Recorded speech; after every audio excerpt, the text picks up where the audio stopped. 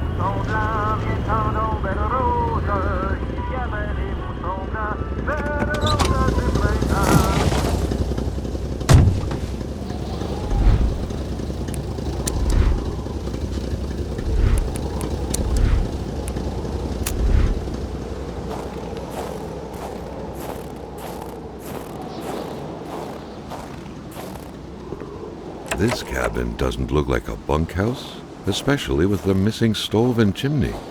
Carl was intrigued at the secrets possibly hidden here.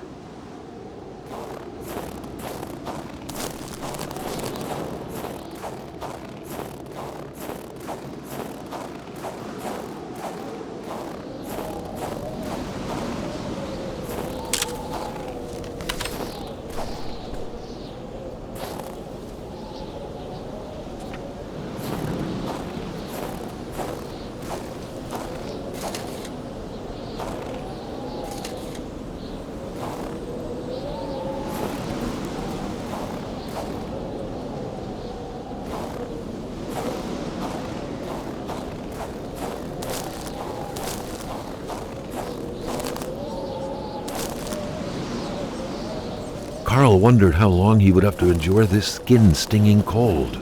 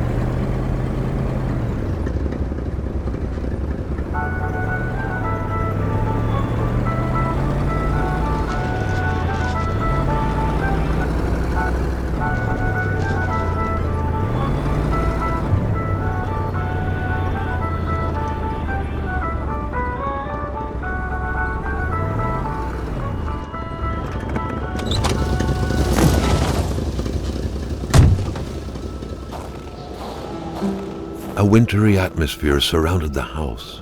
The soundlessness of the area suggested it was empty. The key, which seemed to be meant for a padlock, bore an inscription reading Cloutier et Fils. A company name. Better keep an eye open. Businesses weren't exactly numerous around these parts. Money in a jar. What a shame. Carl would have loved cookies.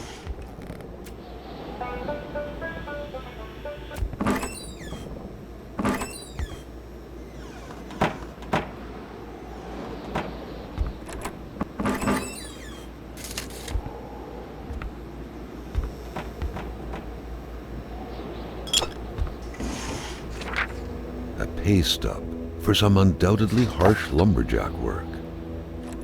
Alexandre Blais felled trees and chopped woods for Cloutier et Fils.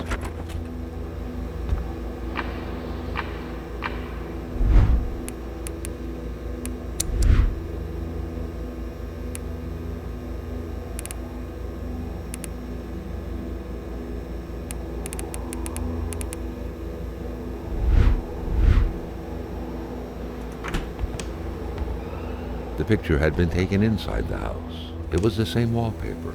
Judging by the smiles, nobody suspected the impending misfortunes.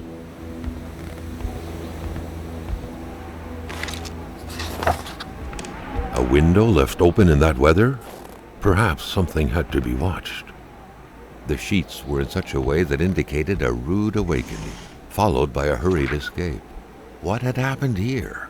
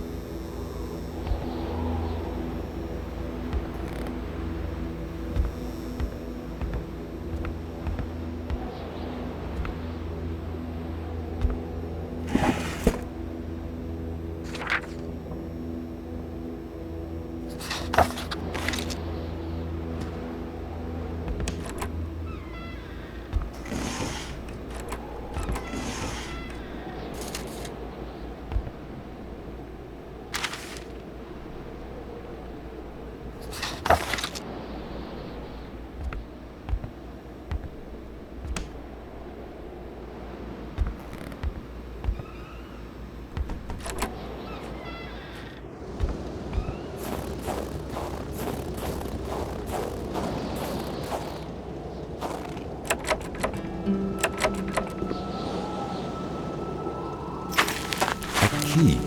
What could it be for? The garden shed? Carl couldn't reach it with his arm alone, but he had more than a few tricks up his sleeve to pick it up.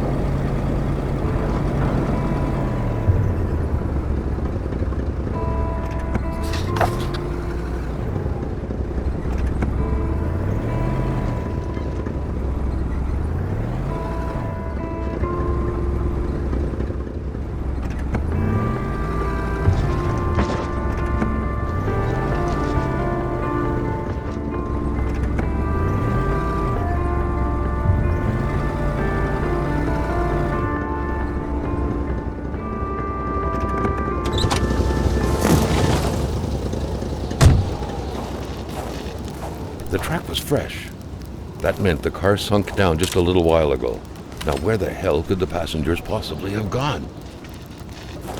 Right until that point, Carl had believed that the object of this crossbow hunting had been a ravenous wolf who was terrorizing the village. But as he noticed the height at which the bolts had been fired, he concluded that the beast had to have been as tall as a man on his feet, not unlike a gorilla. The thought was chilling.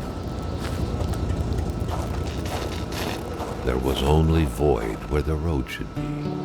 Carl hated dead ends. He felt trapped. It was as if the road had drowned in the lake. He would have to find help by another road.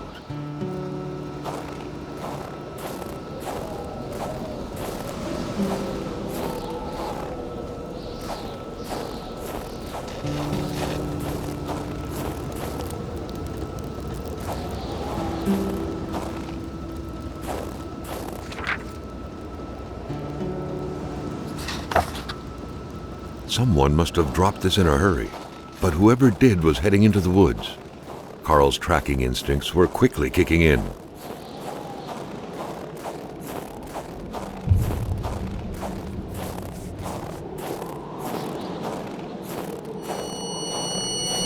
Carl knew why he was suddenly shivering. He was going back to the realm of visions. Carl had no issue recognizing the spirit-like figures, but he couldn't figure out what they wanted from him. The phantom, freed of reality's shackles, vanished in the forest. Earlier, Carl had witnessed a tragedy that befell it. Another phantom disappeared in the wilderness. Carl had seen what happened to it too.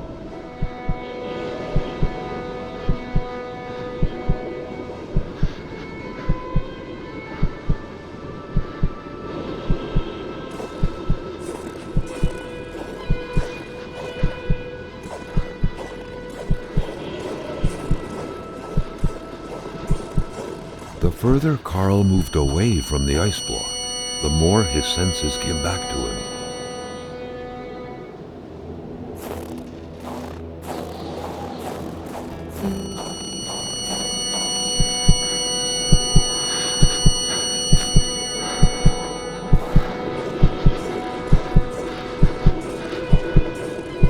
Carl sensed that the cold was beating a retreat, as if he was moving away from some kind of center of gravity.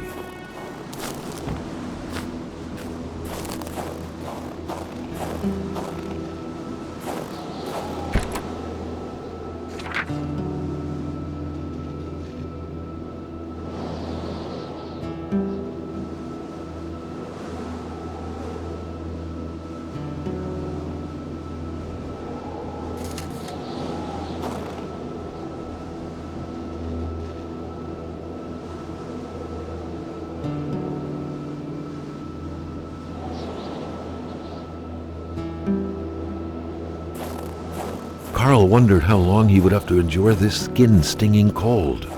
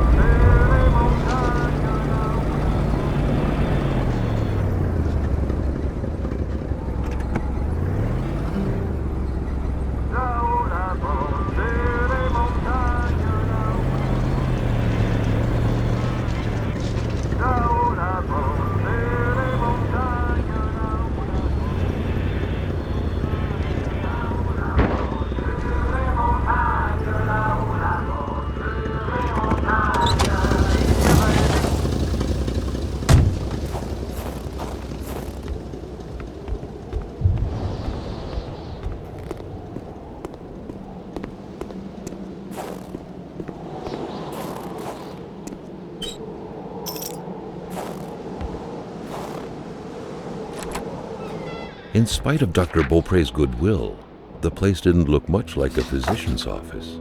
It could easily be mistaken for a sewing shop. There should be a law forbidding doctors from falling sick.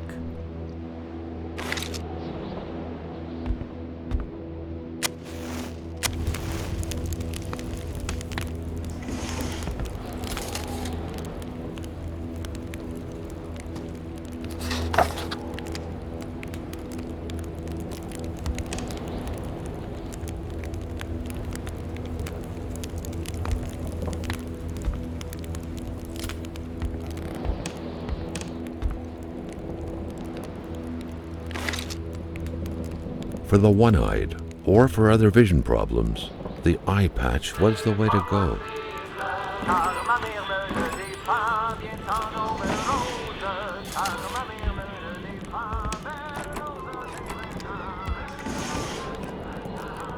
Carl got the trembles as he imagined the excruciating pain that kind of scalpel could no doubt inflict. Within these miserable walls, patients probably felt more like in a slaughterhouse than in a doctor's office. A chamber pot. Fortunately for Carl, inspecting it wouldn't further this particular investigation. A communist manifesto. Only a few years ago, this type of allegiance meant prison time. And even at present, the Western world was very wary of the Soviet threat. Why would the doctor own such a book?